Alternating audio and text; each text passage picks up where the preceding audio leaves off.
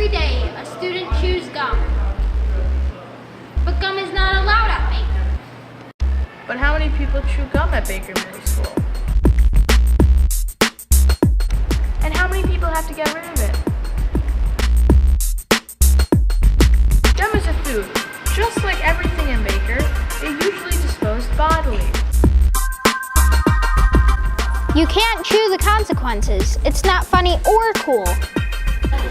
So if I find one of my students chewing gum, I ask them to spit it out, and then I document each and every time. I have to ask them not to chew gum because Baker's a gum-free school. And so I guess I would say I think my students are being disrespectful and insubordinate if I have to keep asking them not to chew gum. You can't choose the consequences!